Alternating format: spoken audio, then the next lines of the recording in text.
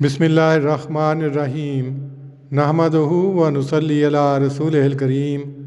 صحیح البخاری کتاب الصلاۃ باب 71 التقاضی والملازمۃ فی المسجد، یعنی مسجد میں ایک دوسرے سے قرض کا تقاضا کرنا اور چمٹ جانا۔ حدیث نمبر 457۔ حضرت کعب رضی اللہ عنہ سے روایت ہے، انہوں نے حضرت ابن ابی حدرد رضی اللہ عنہ سے مسجد میں قرض کا تقاضا کیا جو ان کے ذمہ تھا۔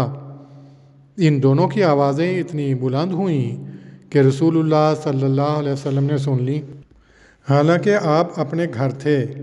اس پر آپ صلی اللہ علیہ وسلم ان کی طرف نکلے اور اپنے حجرے کا پردہ ہٹایا اور پکارا، کعب! عرض کیا، حاضر یا رسول اللہ۔ فرمایا، اپنے اس قرض سے کچھ کم کر دو، اور آپ نے ان کو اشارہ کیا، یعنی نصف۔ حضرت کعب نے کہا، یا رسول اللہ، میں نے کم کر دیا۔ آپ نے حضرت ابن ابی حدرد کو فرمایا، اٹھو اور اسے قرض ادا کرو۔ تشریح: باب 70 و باب 71 میں جن دو واقعوں کا ذکر ہے ان کا تعلق لین دین کے ساتھ ہے۔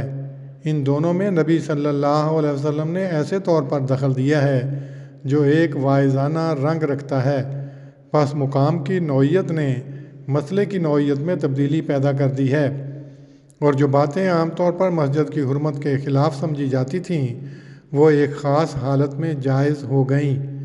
حضرت عثمان رضی اللہ عنہ کا مسجد کو وسیع کرنا اور اس کو عمدہ اور پختہ بنانا بھی ایک ضرورت حقہ کے ماتحت تھا۔ اسی طرح ایک خاص حالت میں اشعار کا پڑھنا مسجد کی حرمت کے خلاف نہ تھا، اور دوسرے حالات میں یہ امر بعض اعتبارات کے لحاظ سے خلاف حرمت سمجھا گیا۔ پس مذکورہ بالا مسائل کے متعلق امام بخاری نے بابوں کی ترتیب میں جو اصل پیش کیا ہے وہ ان مسائل کے حل کرنے کے لیے ایک بہترین اقلید ہے، یعنی کنجی ہے۔ اللہم صلی علی محمد وعلی آل محمد کما صلیت علی ابراہیم وعلی آل ابراہیم انک حمید مجید۔ اللہم بارک علی محمد وعلی آل محمد کما بارکت علی ابراہیم وعلی آل ابراہیم انک حمید مجید۔